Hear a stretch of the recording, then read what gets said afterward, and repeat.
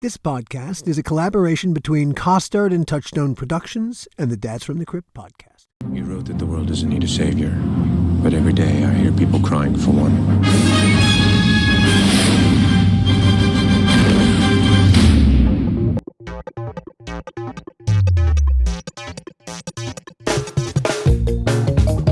Hello and welcome to another episode in the continuing saga of how not to make a movie. I'm Alan Katz. Gil will be with us shortly. But first... Like us. Like us. You'll be surprised how easy it is to like us once you begin. And all you have to do is push the like button on our website, on our YouTube channel. Even better, subscribe. That way you can stay informed of all the very cool things that Gil and I are working on beyond this podcast.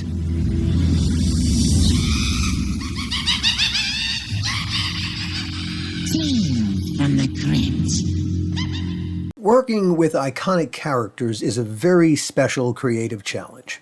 It can come with a lot of responsibilities too, especially if the character you're working on is as iconic and as multi-generationally beloved as Superman. Up in the sky, it's a bird. It's a plane! It's Superman.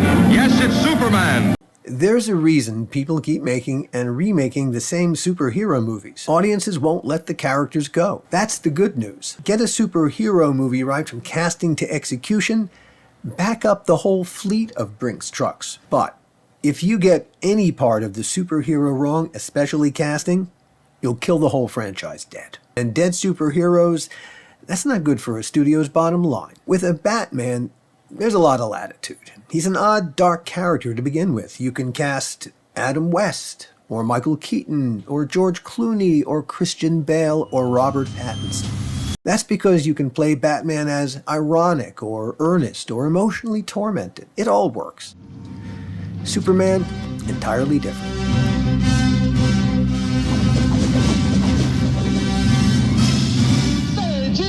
He epitomizes the straight and narrow. He's a Boy Scout's Boy Scout, instantly and incredibly likable, selfless, sensitive, virile without being an alpha dog about it. Whereas Batman's outfit is a costume that he puts on, Superman's costume is Clark Kent. The character isn't Clark pretending to be Superman, he's Superman pretending to be Clark Kent. So you're not casting Clark, you're casting Superman. That makes casting really tricky because, as I've said here a few times, in film and TV, we really don't hire actors to act. We hire them to be who they are, as honestly as they can. If they act, the camera's going to see it, and it'll all end up on the cutting room floor. That's why the best film actors are the ones who excel at being emotionally honest, at being who they are, on cue, for however many takes it takes. In the case of Superman, that means you have to hire someone who's a lot like Superman, frankly. If he tries to act like Superman, it just won't work. Guys like Brandon Routh really don't act the part of Superman. In a lot of surprising ways, they are it. So the answer to the question of how do you cast Superman is you find someone Superman, you find someone like Brandon. Usually, if it's a story that's my own, I am not a great storyteller of my own stories in the past. You've started off the conversation with an interesting, okay, let's go off to the side. I don't care. Yeah. Okay, why do you suppose that I'm is? all about the side. Yeah. Hey, I'm happy to go down an interesting pathway. I don't want to stop your thought, but does my hair look crazy? I can put on I have a beanie. You look great. It's so long, I need to get it cut. I don't even know what to do. Okay. I stopped dealing with hair a long time ago. So I know. I'm sorry. I'm the worst person to ask. Yeah, you look, Brandon, you look great. But then again, this is coming from two guys who much hair. I didn't realize that. You're asking the wrong room, man. So thank you. Why do you think it is you have problems telling your own stories? This is a lovely question at 11:11. I think it's because, it's multifactorial, many things are, but I think one reason is because I've told myself internally and unconsciously, people don't care and they don't want to hear it. So that kind of thing.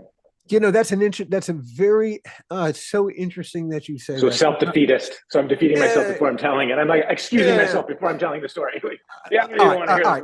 right, all right. I'm glad I asked that question, and I'm glad you gave that answer, because as I was doing my research just to get to know you before we had this conversation, I watched a couple of. You talk to my therapist? Well, you know, I didn't not talk, but there was some That's next texting week. back and forth. But Yeah. you know, it was off the record, of course. But I watched a couple of interviews you did with Michael Rosen. Oh yeah. My biggest takeaway was that you and I have very similar stories, Oh, in that we were both on a particular career trajectory yeah. that suddenly veered wildly off course. And Yeah. for you, it was Superman Returns and what happened afterwards. For me, it was the movie that Gil and I did called Bordello of Blood. Mm. And, you know, really in the aftermath of Bordello and Blood, my career went a whole other direction. Yeah, it just kind of crashed and burned for the better part of 2 decades. You did much better. Sorry. You did far better than I did. But really, there's that suddenly finding yourself in a wilderness you did not expect yourself to be in, and it's very disconcerting. And like I said, I suddenly felt such a Kinship?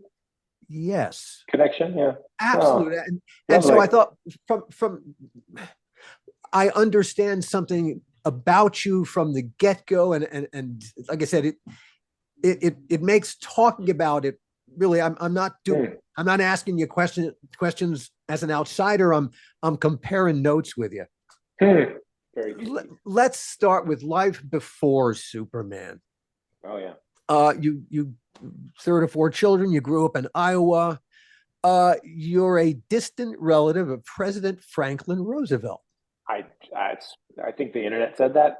Yeah. I've never heard it's news to me.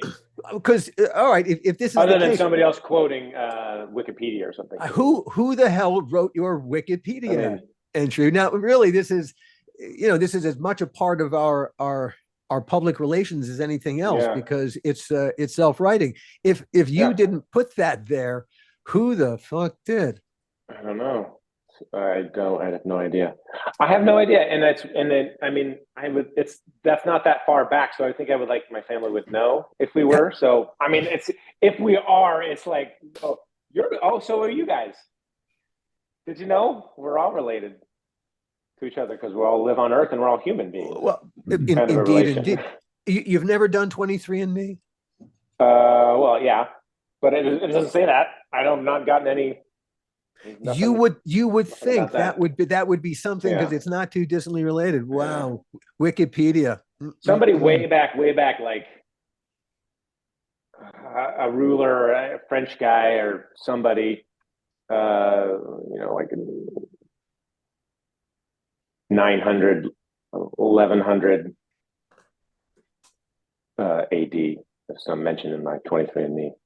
One thing that I know with some certainty or some interest or confirmation is that the name Routh is by a gentleman who is in Texas. There's a lot of Rouths in Texas, I guess. A gentleman like 30 years ago did a whole like genealogy thing and traced the name Routh all the way back to the town of Routh in England, and kind of like out, near Manchester, near Wrexham. Yes, William the Conqueror came over with the Normans. He was a Norman. You did when you studied about him. They didn't say Uncle Willie to you, did they? No, Uncle Willie. No, it wasn't Uncle Willie. Because it wasn't Uncle Willie. Uncle Guillaume. Adopted like extra bonus uncle. William the Conqueror came over. Are the Rouths in the Domesday Book? Who? In the Domesday Book, after William the Conqueror conquered England, he took stock of everything that was there, and he created a thing called the Domesday Book, and that was really taking stock of everyone and everything that was in England. And you might be able to. I don't know. That's very interesting. I'm not aware of that. And when they conquered this part of England, he gave land to Sir something, Sir Bedivere, one of the Knights of the Round Table. No, Sir, I think it was an R, so a name, one of his right-hand men, and it was the town of Ralph. It was already there. It's for like hard earth or hard dirt or something. Is Ralph something? Is the definition, I guess. And the people then, his land adopted the name Ralph. I got you. Okay, I got you. So that's where Ralph I don't know if people were called Ralph there, or that he married into and extended the Ralph line, this commander. But that's really cool. So probably, yeah, if it comes from a town, it's in the Domesday Book. Yeah. I love history. So right off the bat, that just stuff like that blows me away. You know, when we were shooting Crypt the last season in England, you know, we got to work in locations we could only have dreamed of before. You know, we shot one episode in a place called Dorney Court, which is owned by the man whose relative built it 600 years ago. Wow. It was so cold. I can't imagine it was like 600 years ago. This was with heat. Oh, yeah. And cold and damp. It was awful. Oh. But a great location. I mean, it looks cool. But I don't know. I find the fact that you can trace yourself back to this place. That's very cool. You know? Someday I'm going to go to the town of Ralph. Someday soon, I'm going to go and check it out. There's a Church of Ralph. The FDR connection is bullshit. How about the Jason Momoa? It took us somewhere, though. It took us somewhere. The FDR did take us somewhere. Yeah. Well, hey, you know, we wandered, we found our way back. Right. All right. So the FDR connection is bullshit. How about the Jason Momoa connection? Yes, I am related to Jason Momoa. Thank goodness. Thank goodness. The world should know. Half brothers on my dad's side. That's so interesting. So how did you do that? Wait, on my mom. Did I do that joke? Okay. There was a joke somewhere. I don't know if I couldn't do all the calculations as I was speaking, but there's a funny there somewhere. Jason is from the same town that I'm from in Norwalk, Iowa. That is true. That is true. We did grow up in the same town together, playing soccer for years and years and years on the same high school, team as well. And what was in the water that it produced two guys who ended up making superhero movies? Holy shit! Two completely opposite guys. Yeah. I mean, you don't look the same. No, we don't look the same, and we're not the same. I mean, we're not the same. We're not the same person. No. And wouldn't cast you the same. No, you wouldn't cast the same. I don't know. I don't. It's a very interesting. It's a very interesting thing. I don't know if there's a case study of this anywhere else because the population of Norwalk was 6,000 or 7,000 when I was growing up. Okay, I graduated a class of 156 kids, and Jason was a year ahead of me in school, but he's only a couple years older than I am. I wonder if anybody. Here's the question. I don't know if I wonder if anybody asks him, "Hey, friend Ralph." He's become such a household name. It's astonishing.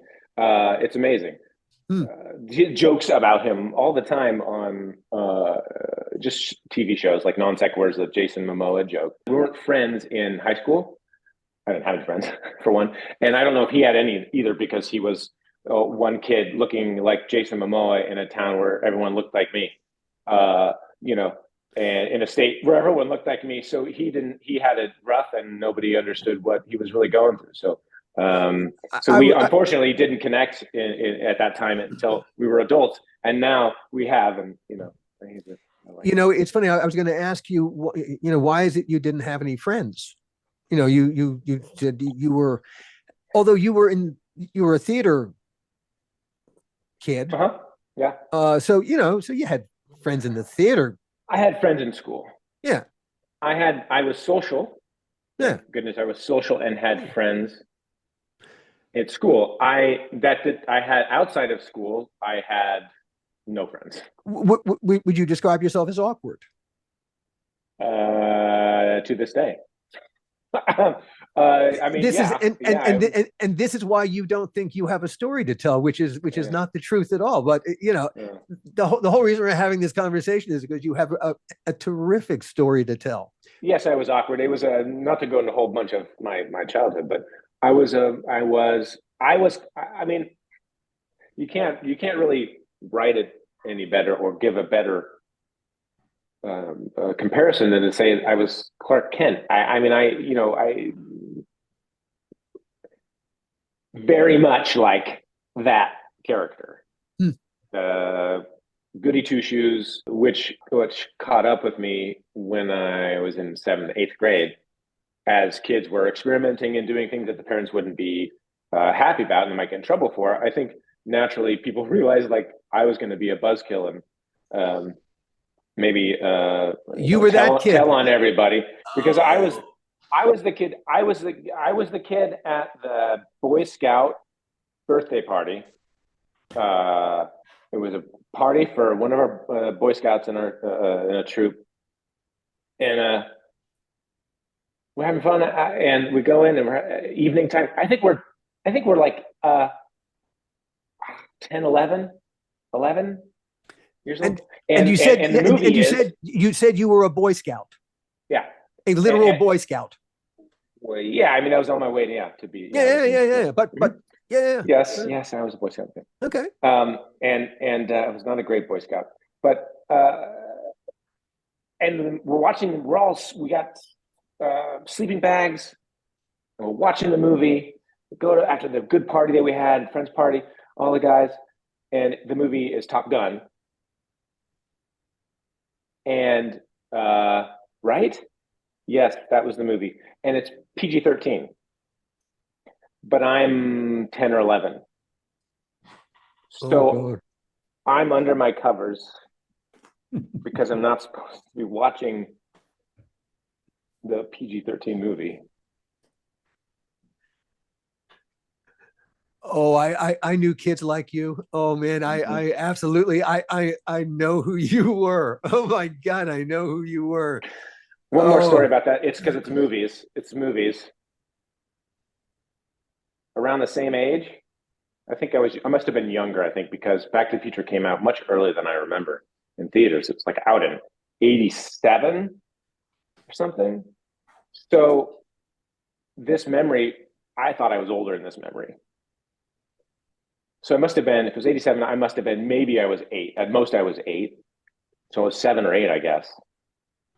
And we were going to the movies, and my sister, who was 2 years older, so she was 9 or 10, she's still not old enough. Man, went with my older brother, who's 11 years older, to see Back to the Future. They were seeing Back to the Future. I didn't get to see Back to the Future because Back to the Future was rated PG-13. So guess which movie I saw? Anybody else remember what movie was playing when Back to the Future came out? The movie I saw with, I think, my parents was Cocoon. Oh boy. Well, and okay. Cocoon gave me nightmares from the pod opening for years. I was like, gee, Mom, Dad, save me. But as you know yourself, Brandon, parenting is so hard. Oh, yeah. I love my parents. It's so hard to get it right. I wouldn't be telling this fun story. Indeed. Well, as we also all learn, our children are our parents' revenge upon us. Yeah. In particular ways, it's the payback we had coming to us. I know my son especially was, he argues the way that I argued. Oh boy. Yeah. And he's 24 now. He's really good. He's really good. You can be proud of yourself then. Well, thank you. And it sounds like you are filling the role as a very dedicated parent too. We'll get there. parenting is a very important part of the human experience. Absolutely. I would say that parenting made me a better writer, without a doubt. Holy shit, not even close. Oh my God. Yeah. I learned so much being a parent that I did not know before about human beings. The depth of humanity and caring, and it's the one way to really get you out of yourself, more than just a significant other, because it's not the same as, and it doesn't have to, I don't know that it has to be your child. I mean, because we have these situations, but it's that thing that you are so invested it's a true connection. It's a true, like, heart and soul connection to an individual that you don't find.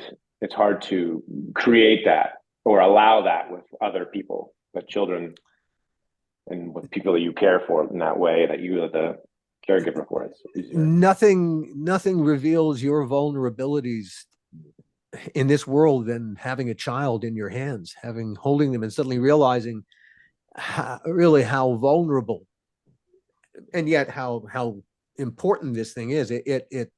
You feel so connected to everything. And not everyone has the same takeaways from this experience, alas, but hopefully, fortunately, enough of us do that, we will hopefully get through this patch in time and remember how bonded we all really are. But there's our sermon for now. Where'd you go to college? I'm a proud Hawkeye. As an English major, I wanted to be a writer. I wanted to write fantasy novels, basically. Was what was my career path. And then I was going to go into graphic design to pay the bills until I wrote my first blockbuster novel. Then maybe someday adapt it into screenplay, and maybe I'd become an actor. I mean, I don't know. Maybe, that's what people do, right? But your whole approach was really practical. I've always strongly felt like I don't always know where it's going. But you always felt like leading me more than I'm leading it. But something out there that you had to head toward, whatever the fuck it was, wherever the fuck it was. I mean, you dropped out of college after 1 year and you went to. Hard. I moved to Downey, California. The point of the point of the exercise in moving from Iowa to Downey, which is not far from Los Angeles, was to pursue acting. My great aunt and uncle, Dan and Sue Brown, were there on my mom's side and took good care of me when my kind of grandparents / for a while, because they were my second great aunt, great uncle. Yeah, so second. They were my grandparents' age. I went out to try it out for 3 months was the idea. Why 3 months? I think 3 months because the idea was then maybe I was going to go to New York and try modeling. I was in Iowa. Spring break happened in my freshman year. I went to a local modeling talent agency called Avant in Des Moines. That led to, hey, why didn't you go to this big thing called IMTA in New York, where people go and they meet agents and managers from acting and modeling. Long story short, I did that. That's where I met my first manager, and modeling agent and manager suggested I come out to LA, and then I did for 3 months. Went to New York for a couple weeks to try modeling. I didn't like that. Never wanted to do that really anyway, just to make some money, and I never did really. And then I went back to. I decided pretty early on into that 3 months I was going to stay in LA, because I booked my first gig in like a month of being out there. What was the first thing you booked? It was a TGI Friday show. It used to be on ABC. It was a show called Odd Man Out. Marky Post was the mom. 1 month in, and you scored that? I think it was 1 month in, yeah. I said 5 words. I'm at the end of the show. It's a sitcom, right? I don't know if it's live studio. My first job's a live studio audience. Like that's probably the worst for most people. It's probably the worst first like acting gig you could have. But my only experience really in acting had been on stage. In doing comedy, the first play I ever did was Hide and Shriek, and it was just like a farce of Aesop's Fables kind of thing. I played like a hillbilly with a terrible Southern accent and a hat on the head, but I loved it. It was amazing, and hearing the roar of the crowd, that's the first spark of anything for me. But I loved the sitcom. I did it. I thrived, and I thought I was behind the stage, like after the show or as we're filming the show, going, "This is it. Like, I'm doing this. I'm sold. I'm not going back to Iowa." There's nothing quite like learning that you can make people laugh in a live environment. That is super intoxicating. Yeah. That suddenly gets into your head, and then you begin scheming. Suddenly along comes Superman.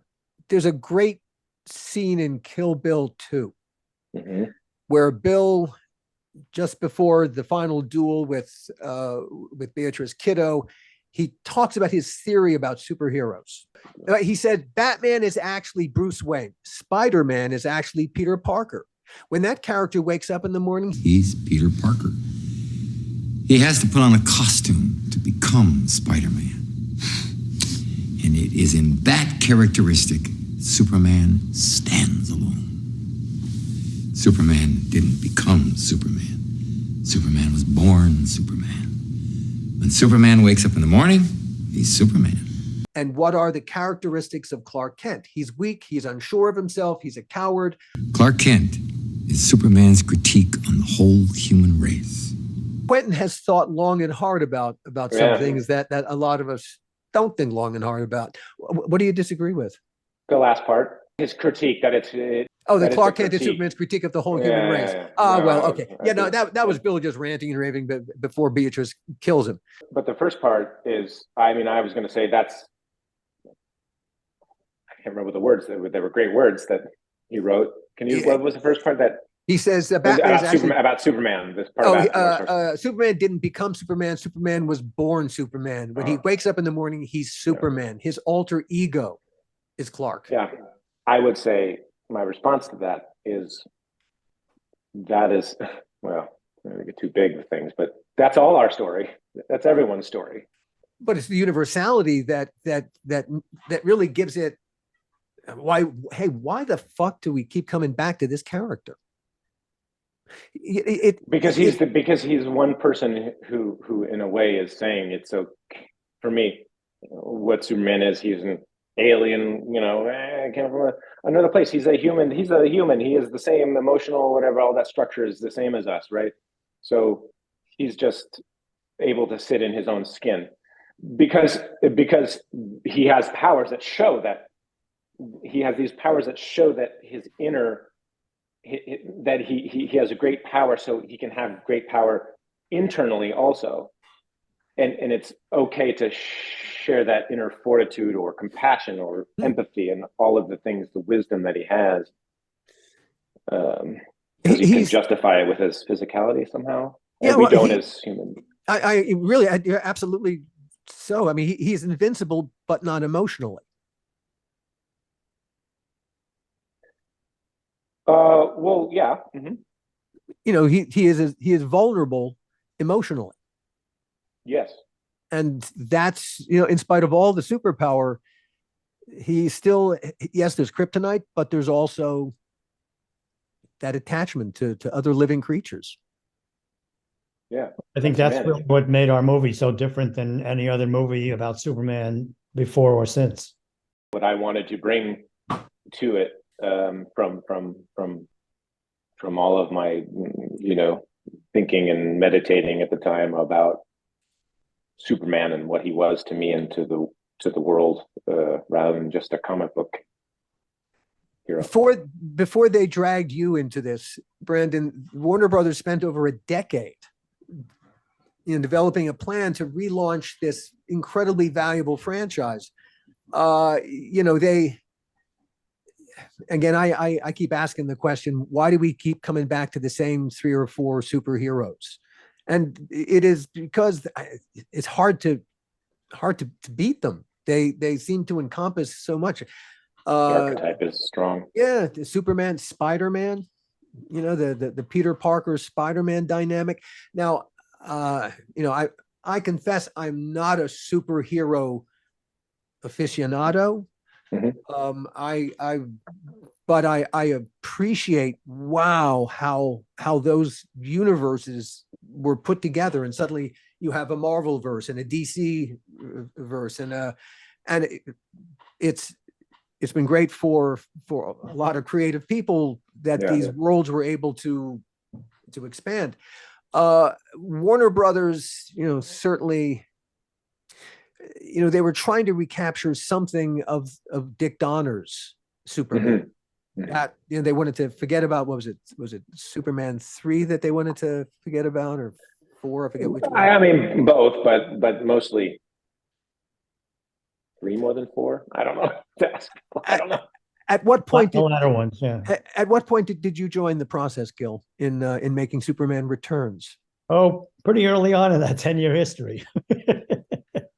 Okay. I was involved with Superman for about 4 years, I think. Before shooting started.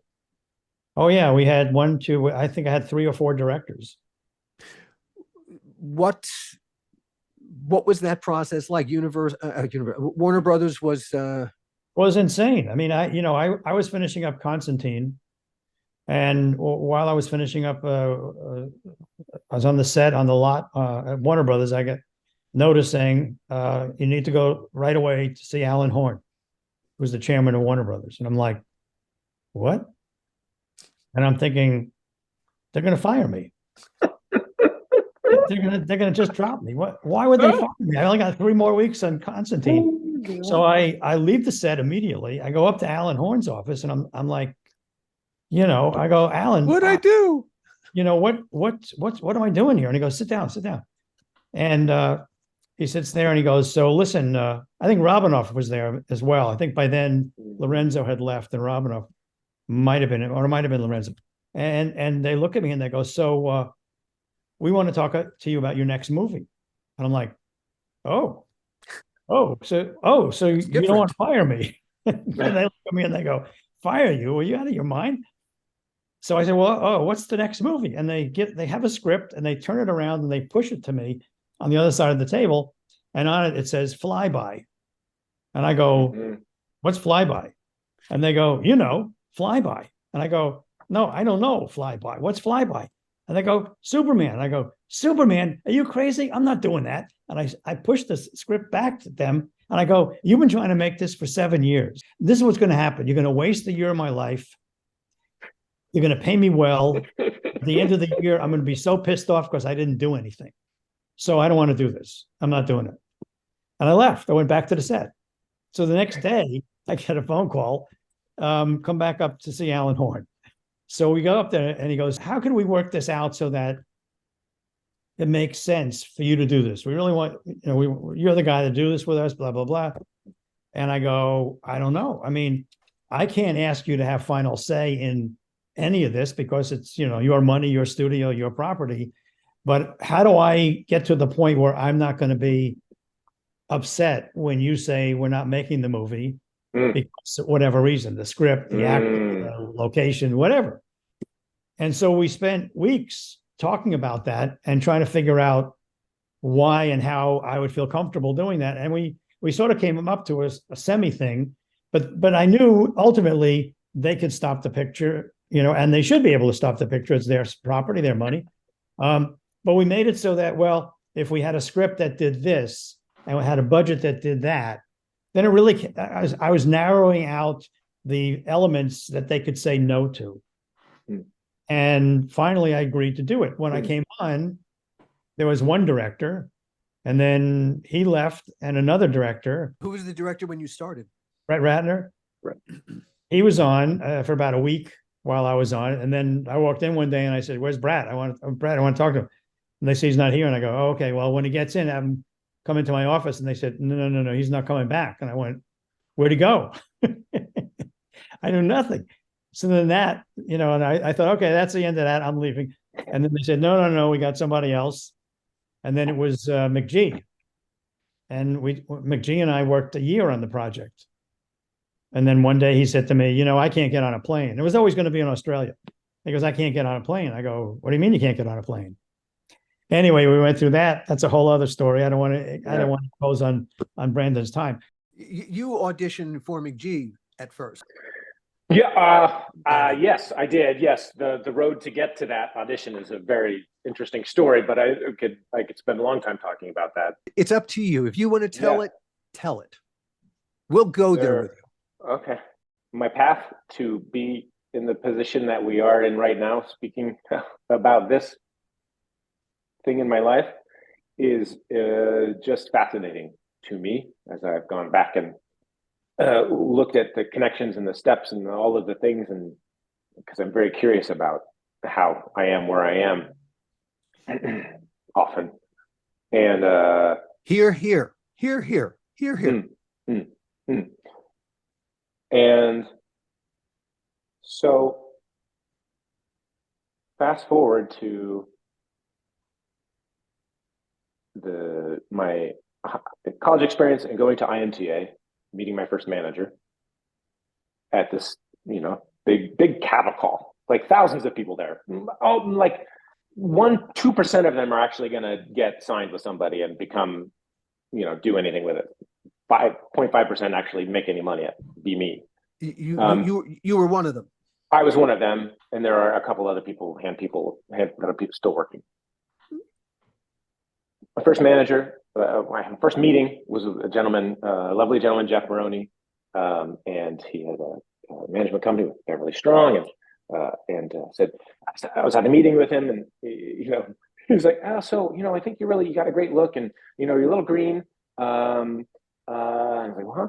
And then I found out what that meant. But you got a good look, and has anybody ever told you that you look like Christopher Reeve? And I was like, no. Well, you do, and I'm a big fan. And if there's ever a Superman movie or film, we're definitely going to get you in on that, because you'd probably have a good shot at that. And I was like, oh, okay, cool. And that was the first time I've ever had that I recall anybody mentioning that to me. So then fast forward to 2000. What was all right? So, but someone says this thing to you, and you know what this franchise is. You know what that is. You had seen Christopher Reeve's work in Superman. Does this connect in any way in your head? Is this beyond fantastical? Does any part of you go, you know what? Well, it does, because I'm from Iowa, because I am rather like Clark Kent, and have been, certainly was at that time in my life more even. It all made sense, and it's comedy, and I love that movie. And I have fond memories of watching that movie, but also throwing up, because I was so excited from jumping around and swimming before it came on TV that I gave myself a migraine headache or whatever. I had a migraine headache. Who knows if I gave it to whatever. I had a migraine headache and was throwing up, laying on the couch with a metal bowl below me, throwing up through most of the movie. And that was my first Superman experience. But I had my pajamas, and my mom still has my Superman pajamas, a little cape. That's my first Superman memory and experience. It touched you. I don't know. I mean, yes, obviously it did, but I don't know the thoughts leading up to a 5-year-old kid, 6-year-old kid being excited to watch Superman. I remember jumping on. My brain says a couple jumps on the couch and then stick and throwing up. Yeah. But good enough. So you weren't up to the wire work at that point. No, not yet. I also had a dream, probably around the same age. I don't know, from 6 to 8. It feels like age 6 to 9. I don't know. I had a dream that I was flying in a big metropolitan city. I was flying as a kid. I was, whatever age I was at the time, flying, and like this. And around me, also flying, were koalas that were wearing capes.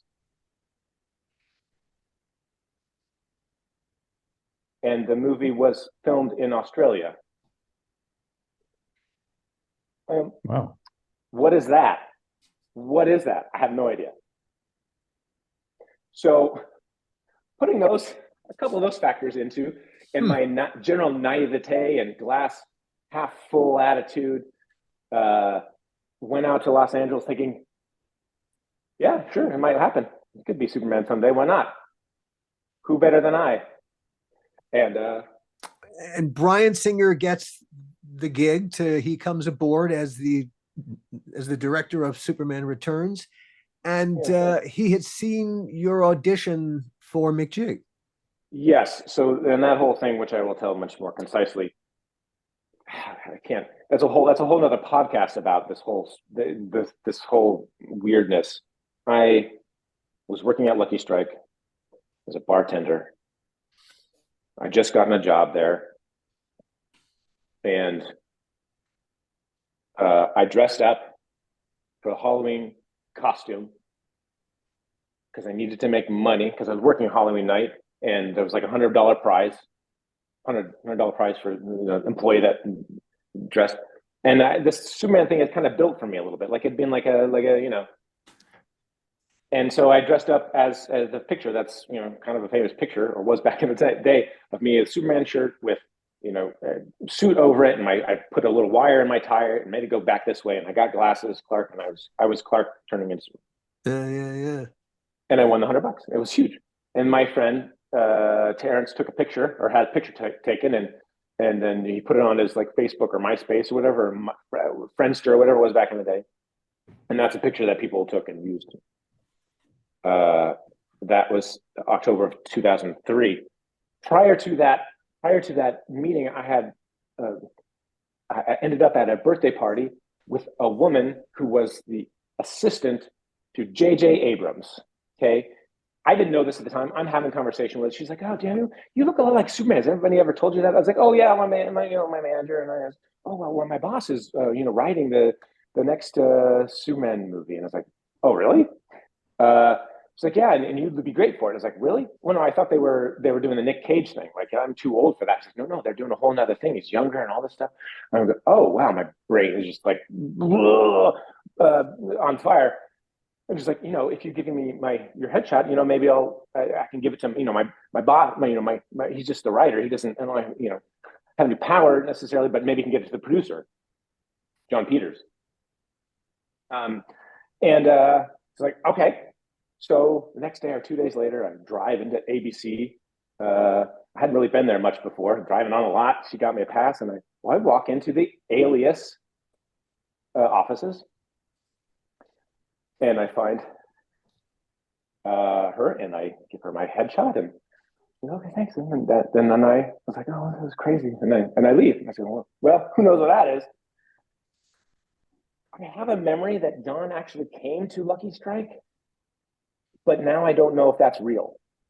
I have a dream that John came with himself and an assistant. John Peters, the producer of the movie. At some point, yeah. At some point, I don't know when. I don't know if that's. I don't remember. Anyway, so that was October. I don't think anything happened in there. Then January comes around. Pilot season, busy. Like an audition for this show for CW called The Mountain. On it, I see that McG is a producer. McG's directing Superman Returns, or Flyby at the time. And I go, "Oh, huh. I bet if I get a call back, he'll see me in the callback, and he'll be like, 'You should be Superman.'" So I worked really hard on the audition. It was for a character with edgy guy, like a cocky guy. I don't do that well, especially then. No edge, not didn't know how to do that. I had a fine audition though, and they brought me back for a callback. I'm like, he might be there. He might be there. He wasn't there. But who? But so close, so far. But his producing partner, Stephanie Savage, was there. So I didn't know who Stephanie was, but we're talking, and then casting director stepped out of the room for a little bit, and we're talking, and she's getting a coffee, and she went to University of Iowa. and she was also an ice skater or something. We talked about ice skating. I like work bonding about University of Iowa, and I'm just kind of like gently like charming, but I'm not saying anything about Superman, but I'm just showing all these qualities, I guess, I think, in my, who else? I was 23, 4, I don't know, out of my mind. And then I left. And my manager calls me like a week later, and he's like, I had some good news and bad news. And I was like, what do you want first? And I was like, I guess the bad news. She's like, well, you might want to pull over. I was like, okay, well, the bad news is that you didn't get the job. And I was bummed because they thought maybe they could write a different part for me because I just wouldn't fit the mold of the character I needed. But they didn't work out, and I needed a job. But the good news is they want, McG wants to meet with you. They're setting up a meeting for you to meet with McG. So I literally created my own meeting. I mean, I did. Would I have seen him otherwise? I don't know. Through the natural casting process, possibly, but with very different energy. I would have been coming in. So then I had a meeting with him about 30 minutes. We talked nothing about Superman. I left. I'd met John there. I think he was in the office. I might have met you too, Gil, but I didn't know your name. And right. I knew John because the assistant had talked about John. And then I later came back and read with the casting directors, and then read a callback with McG, and then the screen test, and that's where I met Gil at the screen test, and then I didn't get the job, and nobody got the job, and then I was destroyed, and my life went, no, I was like, oh, man. I was this close to the sun, and I burned up before I got there. And then Friday, the 13th of August 2004 rolled around, and everything changed. Bryan Singer, he had insisted on an unknown actor in the tradition of the way they cast Christopher Reeve. He said that you were the embodiment of our collective memory of Superman. And he especially liked your humble Midwestern roots. So yeah, all that stuff absolutely worked for you. Big statement, isn't it? Interestingly, where you grew up was about 100 miles away from the hometown of the original TV Superman. Yes. Did we forget to mention that? That's also we didn't. Yeah, we didn't meet. I mentioned George Reeve. Yeah, George Reeve grew up in Wilcott. Yeah. There's all kinds of strange Superman stuff around you. It's really freaky. Finally, you get the gig. Yes, I was in Gil's office when I finally got the official word. Yeah. You're going to be doing this in Australia. Okay, so you shot this in Australia for, what was it, 9 months? I think so. Yeah, that's what I used to say. Very long time. Now, when Gil and I shot the last season of Crypt, we moved to London for 6 months, and it was great in ways. It was frustrating and maddening in other ways. Adjusting to the culture. Well, we're both married to Brits, so it was a little bit easier. Interesting. But there's still to go and move someplace far, far away for a length of time. Yeah. Yes, there's your work day, but there's also, okay, now it's quitting time. Now what are you going to do? What was the experience like working in Australia? Because had you traveled outside the country before that? That was my first. Wait, first international travel? Was that my first international? I think that was my first international travel. I lived in New York. I was on a soap opera and lived in New York, so I'd been. That's kind of international in a way. I mean, it's thankfully I went to New York before I went to LA. Actually, ever. But I know, I think that was my first international. I think I had to get my passport for that. Yeah. So right off the bat, this is man, it's a brave new world. It is stranger and it was amazing. It was amazing. Land. I loved it. It was just, I'm so happy that we were in Australia, because it would have been a different story for me if we were in Los Angeles. In Sydney. Isn't that where you shot most of it? Yes. Okay. Yeah. I never been there. What's Sydney like? The sun is different, you know? How so? I definitely sense differences in the sun and the sky and angle of light and light quality. Totally right. I mean, one of the reasons why we decided to go to Australia way back, Yeah. because of that, because of the light. It's a very different light down there. It seems like it's more intense. It seems more pure. Yeah. And it seems more clear. The image is like bigger. Yeah. Is expansive. You know, we were in Sydney, which is on the coast, and maybe also because there's not a lot of, I mean, there's a downtown area, but it's a smaller footprint of height of buildings, and so there's more sky there in a lot of places, I guess, and it's just more alive, and it's alive in a different way. I don't know. Listen, I also have fond memories. You know, when you think about places, you know, that you go back to, we had such a great time, and I don't know if going back it'd be exactly the same experience. Also, it was peak time in my life. You know, so much energy around that experience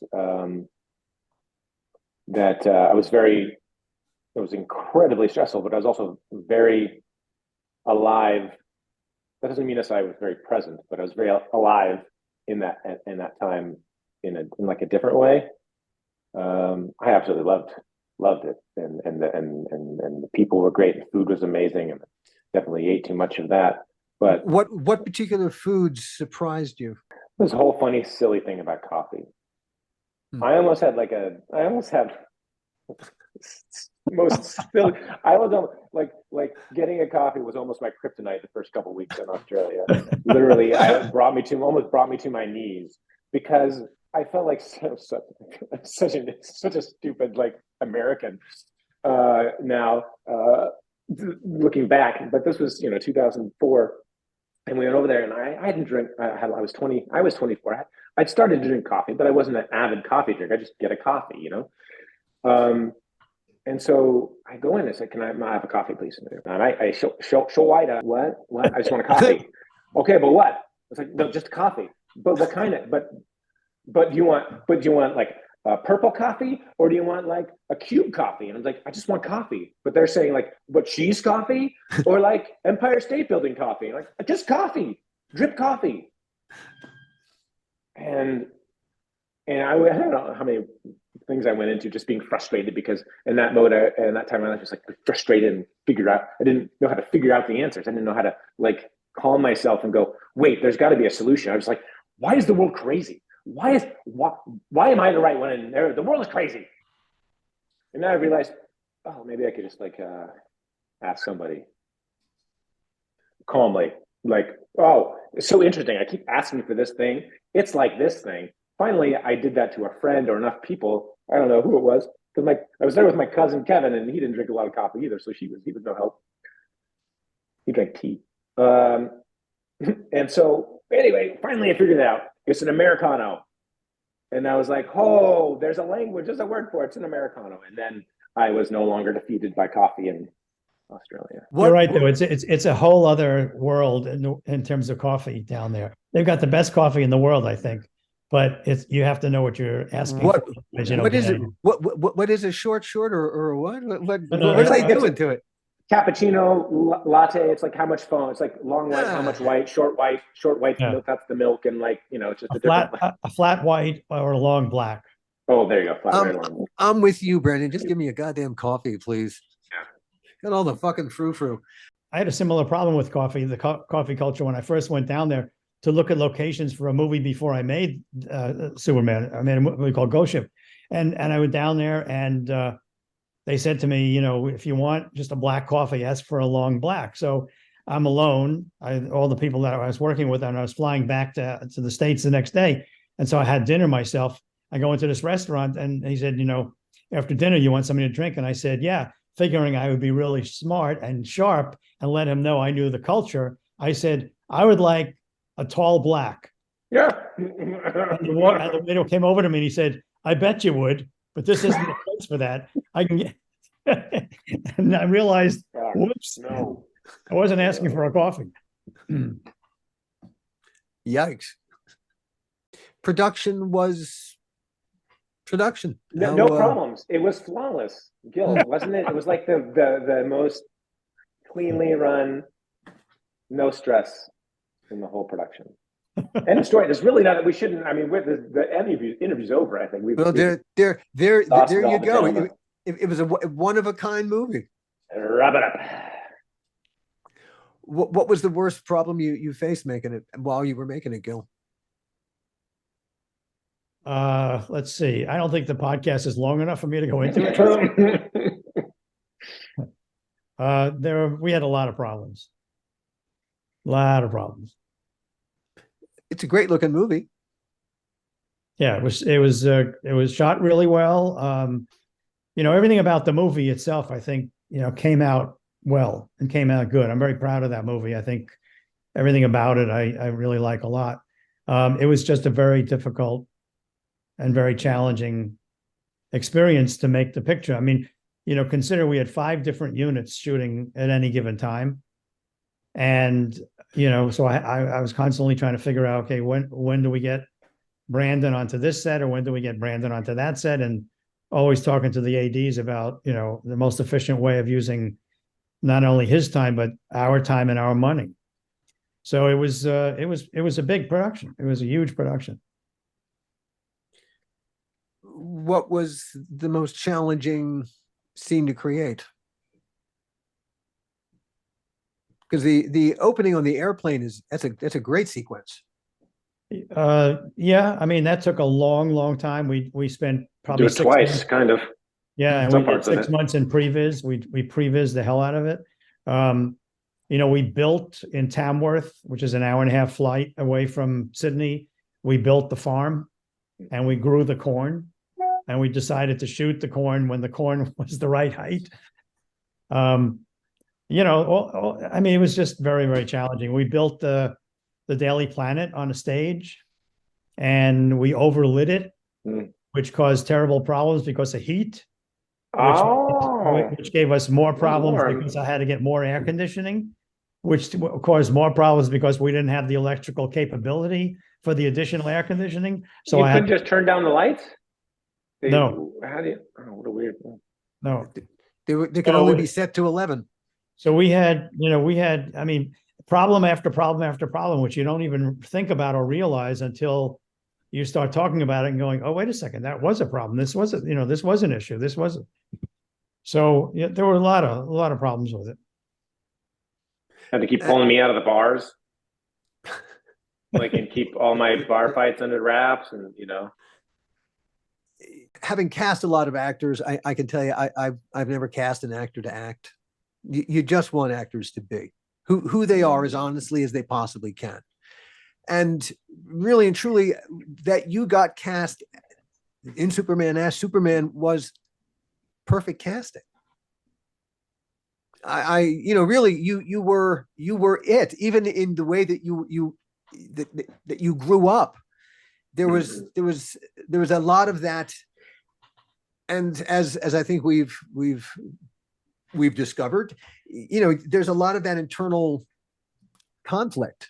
The Clark and Superman have a conflict, and you're incredibly you're a terrific storyteller, and yet you insist you aren't.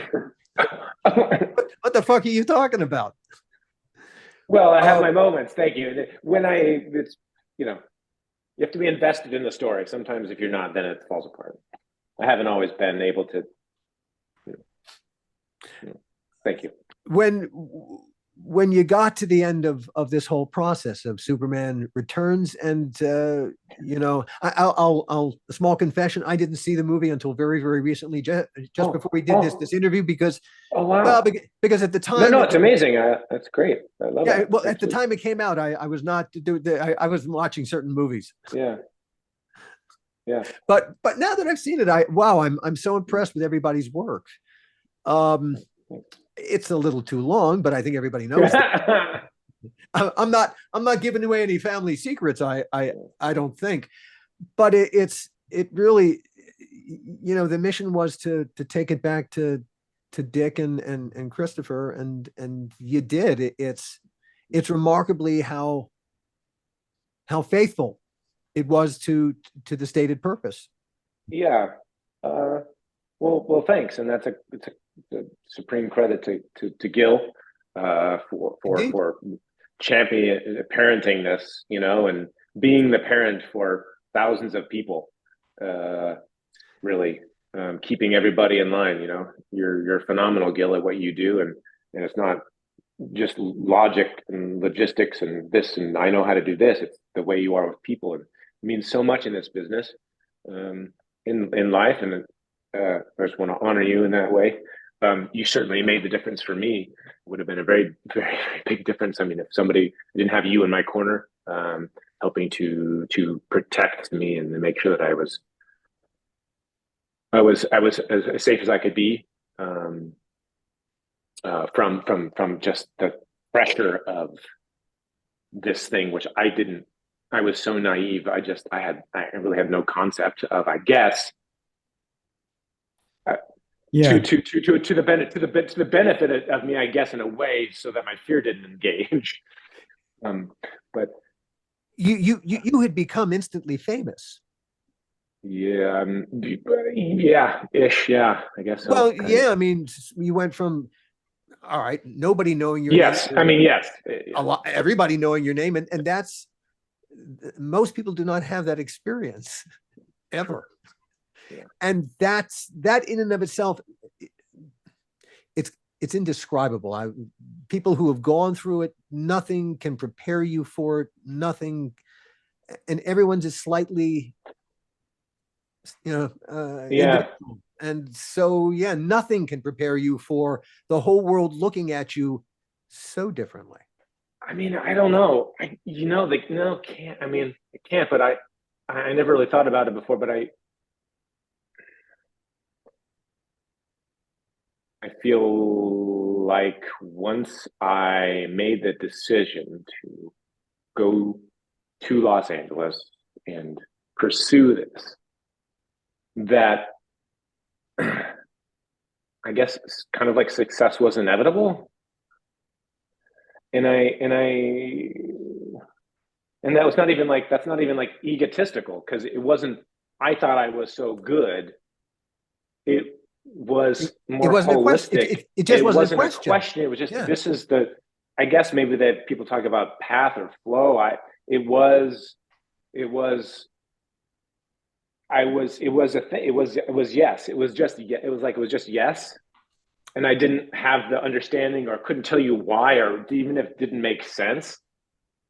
It was just yes. It was the thing to do. It made the most logical sense and felt right. Understood. Absolutely understood. Yeah. All right. So now the movie gets released, and just in the moments pre-release, you have a 3-picture deal. This is the first, and you are assuming, Brandon, that your future your future, you are on a flight path to God knows where. This is great. Yes, please. This is my world. Yes, continue. Yeah. I mean,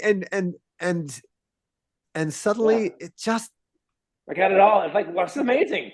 Yeah, and suddenly something changes, something that you have no control over. It's out of your hands. You've done everything you possibly can. People in suits are making decisions that are changing your destiny, motherfuckers. Join us for part 2 on the next How Not to Make a Movie podcast.